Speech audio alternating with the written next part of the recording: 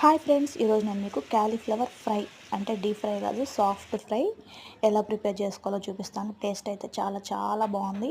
ఒకసారి ట్రై చేయండి. అలానే నా ఛానల్ని సబ్స్క్రైబ్ చేసుకోండి. ఫస్ట్ క్యాలీఫ్లవర్ తీసుకొని దాని అన్నిటిని చిన్న చిన్న ఫ్లవర్స్ అన్నిటిని మనం తీసేసుకోవాలి. ఇప్పుడు హాట్ వాటర్ తీసుకొని అందులో సాల్ట్ యాడ్ చేసుకొని, అలానే క్యాలీఫ్లవర్ పీసెస్ ఉన్నాయి కదా అవి కూడా యాడ్ చేసుకొని ఒక 10 మినిట్స్ పక్కన పెట్టేసుకోవాలి. అప్పుడు అవి సాఫ్ట్ అయిపోతాయి అన్నమాట. సో ఇప్పుడు ఒక ఆనియన్, 3 టొమాటో, అలానే ఒక 3 పచ్చిమిర్చి తీసుకొని కట్ చేసేసుకొని పెద్ద పెద్ద స్లైసెస్ కట్ చేసుకోండి.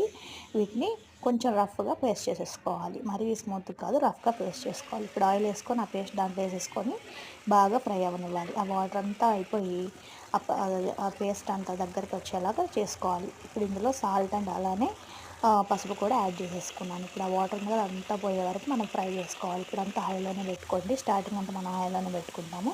సో ఇప్పుడు నేను అల్లం వెల్లుల్లి పేస్ట్ యాడ్ చేశాను. అదే ఫ్రై అయిపోయిన తర్వాత చూసారా పేస్ట్ అంతా ఎలా వచ్చేసింది కదా. ఇప్పుడు మనం క్యాలీఫ్లవర్ యాడ్ చేసుకోవాలి. మనం ఎప్పుడైతే క్యాలీఫ్లవర్ని యాడ్ చేస్తున్నామో అప్పుడు మనం ఫ్లేమ్ని లోలో పెట్టుకోవాలన్నమాట. లోలో పెట్టుకొని మనం సిమ్లో పెట్టేసుకోవాలన్నమాట. ఇప్పుడు క్యాలీఫ్లవర్ అంతా యాడ్ చేశాను.